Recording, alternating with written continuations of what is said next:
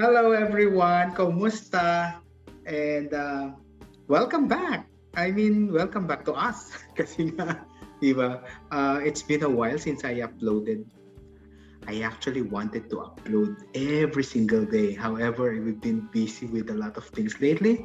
But I cannot help but come up with the content because your teacher Fredo is actually in constant monitoring of the news. So lagi tayong, alam mo na, mga tolits and marites mode tayo, di ba?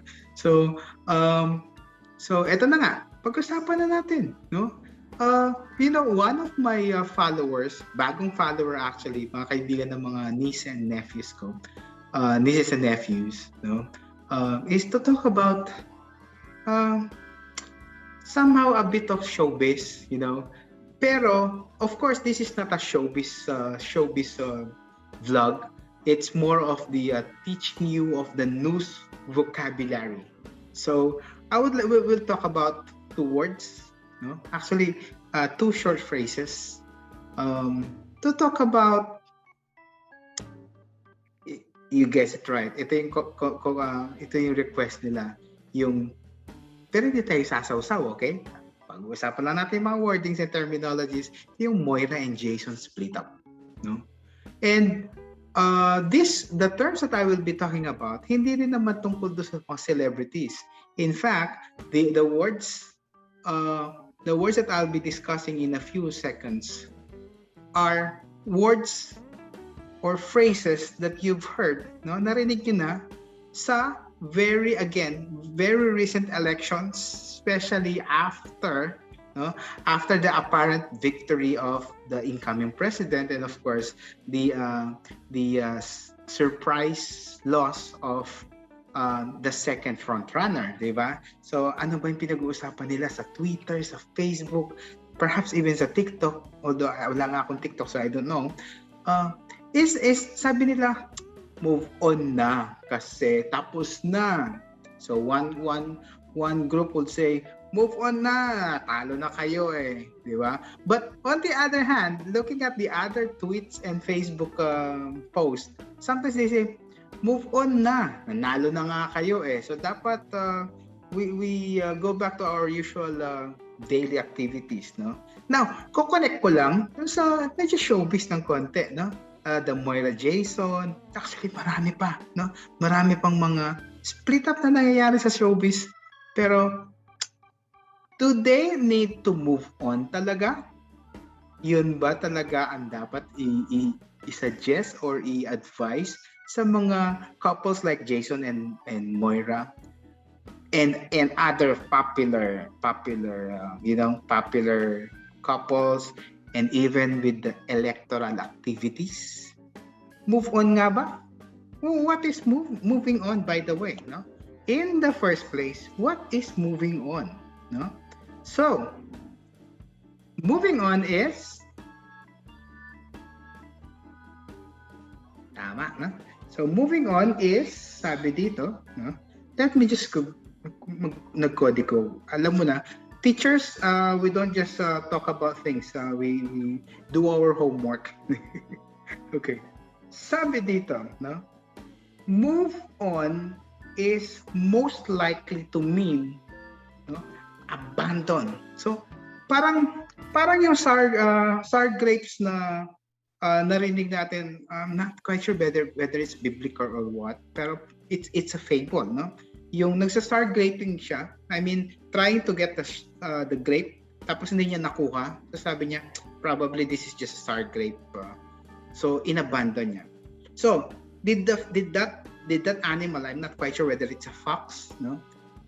Did that move on? Nag-move on ba siya? Okay? Or say for example, babalik tayo sa showbiz. Yung si Moira ba, in trying to cope, I think sa mga interviews yata niya, sabi niya, naka-cope na siya, no? And other celebrities. So, were they able to move on? Kasi sabi dito sa definition natin, di ba? Definition natin is for them to abandon, and sabi niya dito, moving on is dealing with emotions, regrets, and all the pains and discomfort of the past. So, nag-move on na ba sila? O kaya yung nasaktan ka, di ba, natalo nga yung kandidato mo, or nanalo nga pero binabash naman, so nasasaktan ka pa rin. So, is this moving on? No? Sabi, moving on is dealing with the past and then most likely to mean abandon it. Tagalogin natin, baka makakaya natin. Pag ikaw ay nag-move on daw, sabi ng mga sa research ko, which is, you can easily find it in Google. Abandon. So, pag move on ka na, kalimutan mo na. So, again, babalik ako. So, pag ikaw ay nakipag-split o nakipaghiwalay, and you want to move on, you will forget. Not necessarily the lessons perhaps, but kakalimutan mo na. Hindi, wala nang balik ka, or possibly, siguro may balik ka later on, pero you abandon the pain. You abandon yung hugot na naman yung ating mga. You abandon the pain, you abandon the experience. No? Di ba mayroong kanta si Joey Albert? Medyo sorry labas na labas ang aking dito. Sabi di ba yung I remember the boy but I don't remember the feeling. So is that moving on? Sabi dito, it is moving on. Kasi nga, you move on with all the emotions, regrets, and the pains, and then abandoning them. Iniwan mo na. Kasi you want to move on. Right? You want to move on? Ayaw na. Tama na. So, yun ba ang ginawa ng mga sikat na artista na nakikipag-iwalay? Or yun ba ang ginawa ng mga let me just go straight, diba? Yung mga Lenny supporters?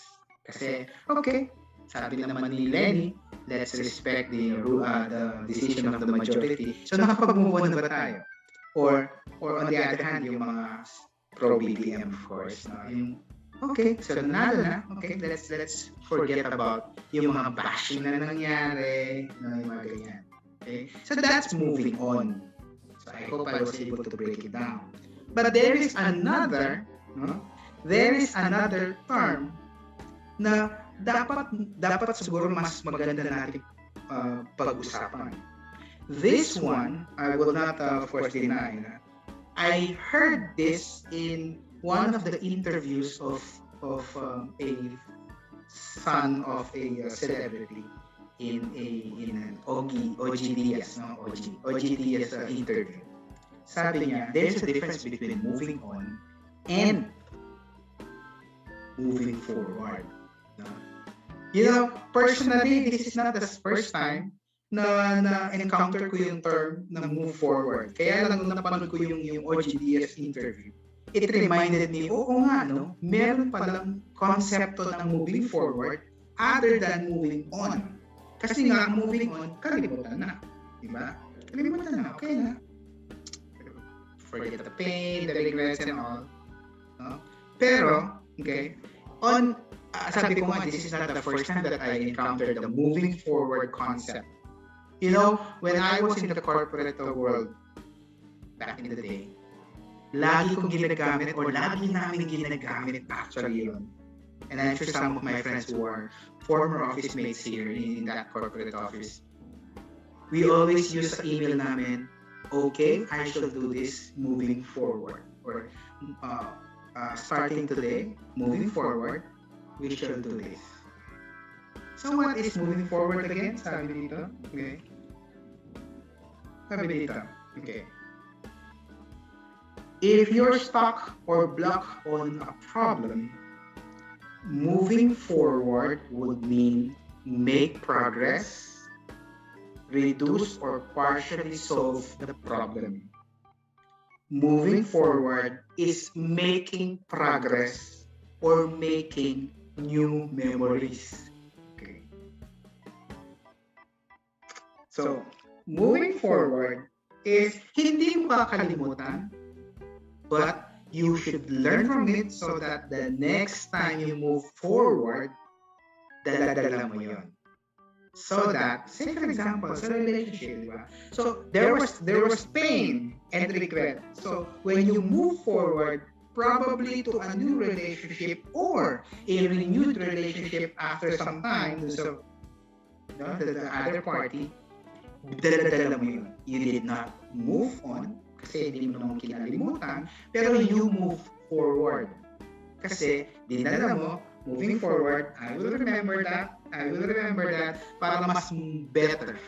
Tama ba sabihin? Mas better. So that it will be better, no? Much better kung tatandaan mo and then we learn from it. Yeah. Parang di ba kapag nakikipag-away ka sa someone, sometimes you don't just argue with the person. Sometimes you also learn from the argument. No? Sometimes makikita mo, so ganito pala mag-reason out ito, or ganito pa siya mag-react. So you learn, you move forward. Not necessarily forget, pero tatandaan mo na sa susunod, no? Parang sa Filipino, especially sa parenting, ito yung mga dapat magtanda ka na, no? Magtanda meaning you remember. So moving forward.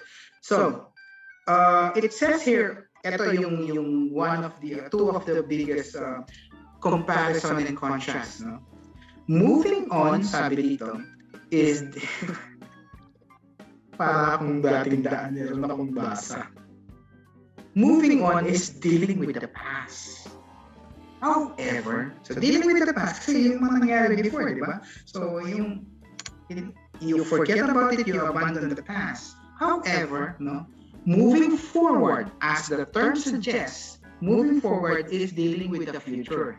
Meaning, sa susunod, ano na gagawin ko? Learning from that experience. It says here, moving on is a process, and of course, I agree with that. Right? Remember, when you lose someone, when someone dies, it's close to you. It is a process. You move on. Isa pa which I can correlate with this one is, di ba nga naging trending din yung the stages of grief at saka yung the stages of I forgot the exact word. Di ba meron yung acceptance, may denial, tapos may acceptance and moving on. Isang moving on, dapat move forward. Yeah. Sabi dito, moving on is a process. And I agree. It's a process. Kasi hindi naman pwedeng kalimutan mo na agad-agad din, right? But, in a more precise understanding of the term, moving forward, sabi dito, is a choice. Because moving forward is a choice because you want to continue with something. Say for example nga, gusto mong doon sa relasyon mong bago or that same relationship na you want to make it better, di ba? That is your choice. So, moving forward is, I think, mas magandang pakinggan. Kasi there is looking forward, no, forward looking. Tama ba yung term? There is a forward looking vision na gusto mo next time, di ba? Next time, ganito na ang gagawin ko. Politically speaking, di ba? If you're on one end of the spectrum, okay, so alam na namin kung paano pala mamili ng leader. Okay? Hindi namin papakinggan yung negativity. All we need to follow is the principle of, alam niyo na yung unity. On the other hand, on the other end of the spectrum, if you are from the other candidate, especially the leading candidate, this time, moving forward. So you move on, kakalimutan mo na, nasaktan ka dahil hindi na nanalo yung support mo. Pero moving forward, no? Moving forward, alam mo na ang gagawin mo kung paano manalo yung kandidato mo or paano hindi manalo yung kalaban ng kandidato mo.